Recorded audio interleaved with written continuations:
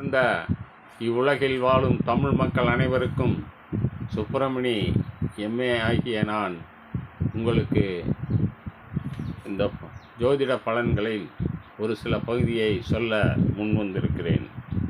அதாவது சோதிட சாஸ்திரம் என்பதை கிரகங்களின் வலிமையை நிர்ணயித்து அவற்றின் காரகத்துவங்களுக்கு ஏற்ப பலன்களை தீர்மானிப்பதுதான். ஒரு ஜாதகத்தில் கிரகங்களின் வலிமையை தீர்மானிப்பதற்கு பல்வேறு அம்சங்களை சீர்தூக்கி பார்க்க வேண்டும்.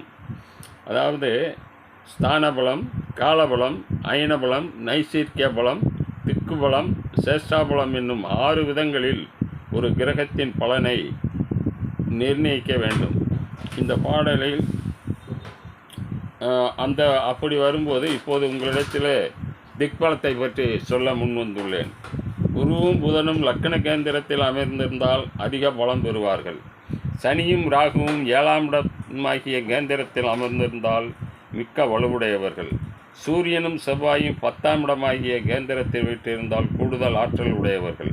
சந்திரனும் சுக்கிரனும் 4ஆம் இடமாகிய கேந்திர ஸ்தானத்தில் நின்றிருந்தால் பெரும் சக்தி வாய்ந்தவர்கள். லக்கணம் கிழக்கு திசை, 7ஆம் இடம் மேற்கு திசை, 10ஆம் இடம் தெற்கு திசை, 4ஆம் இடம் வடக்கு திசை. கிழக்கில் குருவும் புதனும், மேற்கில் சனியும், தெற்கில் சூரியனும் செவ்வாயும், வடக்கில் சந்திரனும் சுக்கிரனும் திக்பலம் பெறுகின்றனர். இவருக்கு நேர் எதிர் ராசிகளில் நின்றிருந்தால் அந்த கிரகங்கள் திக்பலத்தை இழக்கின்றன. அதாவது 7ஆம் இடத்தில் குருவுக்கும் புதனுக்கும், லக்கணத்தில் சனிக்கும், 10ஆம் இடத்தில் சந்திரனுக்கும் சுக்கிரனுக்கும், 4ஆம் இடத்தில் சூரியனுக்கும் செவ்வாய்க்கும் திக்பலம் இல்லை.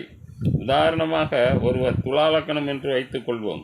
அந்த ஜாதகத்தில் இந்த அமைப்பில் கிரகங்கள் இருந்தால் அவை திக்பலம் பெறுகின்றன என்று பொருள். ஆனால் எல்லா கிரகங்களும் இதே அமைப்பில் வருவதற்கு வாய்ப்பே இல்லை. ஏனெனில் இந்த 7 கிரகங்களுள் சூரியன், புதன், சுக்கிரன் ஆகிய மூவரும் எப்போதும் தங்களுக்குள் 90 பாகையை கடந்து போக மாட்டார்கள் என்பதால் அவர்கள் எப்போதும் அருகருகான ராசிகளிலேயே சஞ்சரிப்பார்கள். ஆனால் இந்த மூவரில் யாராவது ஒருவர் மட்டும் எல்லா ஜாதகத்திலும் திக்பலம் பெறும் வாய்ப்பை பெறுவர். மொத்தத்தில் எந்த ஒரு ஜாதகத்திலும் அதிகபட்சமாக 5 கிரகங்கள் திக்பலம் பெறும் வாய்ப்புண்டு. மேற்கண்ட துலாலக்கண அமைப்பில் குரு துலா ராசியில் பகை, சனி மேசராசியில் நீசம், செவ்வாய் கடகராசியில் நீசம் என்று பலமீனமாக தெரிந்த போதிலும் திக்பலம் என்ற ரீதியில் அவற்றிற்கு பலமும் வந்து சேர்ந்து விடுவதால் அக்கிரகங்களை அடியோடு வலு இழந்த கிரகங்கள் என்று கருதிவிட முடியாது. கிரகங்களின் பலத்தை நிர்ணயிக்கும் போது நட்பு, ஆட்சி, உச்சம், பகை என்ற ரீதியில் பார்வையை செலுத்துவதோடு மட்டுமல்லாமல் அவை திக்பல ராசிகளில் நின்றிருக்கின்றனவா என்பதையும் கணிக்க வேண்டும்.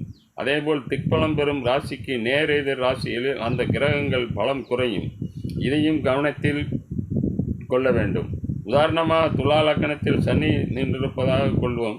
அங்கு உச்சபலம் பெறும். அதே நேரத்தில் திக்பல ரீதியாக பலவீனத்தையும் அடைவார். ஆனால் துலா லக்கணத்திற்கு உச்சம் பெற்றிருக்கின்ற சனியை அதிபலம் பெற்று நிற்பதாக கொள்ள முடியாது. சனியோடு சேர்ந்த பார்த்த கிரகங்கள் பெற்ற சாரம், சனி நின்ற அந்த ஸ்தானாதிபதியின் நிலை போன்ற எல்லா அம்சங்களையும் சீர்தூக்கி பார்த்த பின்பு சனியின் பலம் எவ்வளவு என்ற முடிவுக்கு வர வேண்டும்.